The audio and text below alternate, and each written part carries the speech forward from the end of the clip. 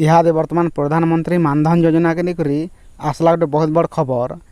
चाषी मान को प्रति मासे मिलवा 3000 टंका। इटा केनता करी आपण माने आवेदन करि पारबे आरो इता लाभ उठे पारबे। इथिले आपन को काना काना दरकार पड़वा सब डिटेल जानमा। वीडियो के निहाती है लास्ट तो देखुन सब जानी पारबे। आपण माने जानि थिबे भारत सरकार देशर चाषी मान को आर्थिक स्तर रे सशक्त करबार आरो सेमानकर भविष्य के सुरक्षित करबार लागि अनेक योजना कार्यकारी करूछन।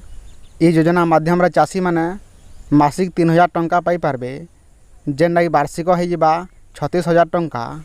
पहला जदि आमे देखमा बेले मानधन योजना काना जे मानधन योजना होचे गोटे पेंशन योजना जेन लागि 2019 मसिया रे मूल हेतिला।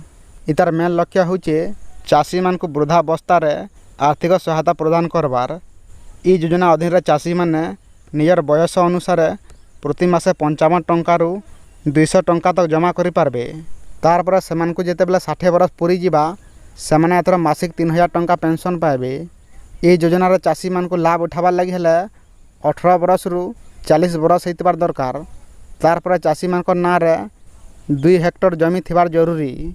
तार पर आवेदनकारी माने सरकारी चाकरी रे नहीं थिबार दरकार आरो सेमानकर आय मासिक 15000 टंका रु अधिक नहीं हेतिबार दरकार। तार पर जे सेमाने ई योजना रे योग्य ही पारबे।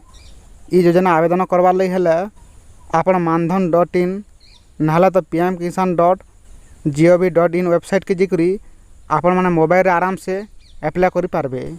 जदि आपण मोबाइल रे आवेदन करूछन बेले आपनकर मोबाइल नंबर देकरी ओटीपी जनरेट करबे आरो सब दरकार थिबार फॉर्म माने पूरण करबे। नाले तो आपण आपनकर पाखे थिबा सीएससी सेंटर के जिकरी आपण माने आराम से आवेदन करि पारबे।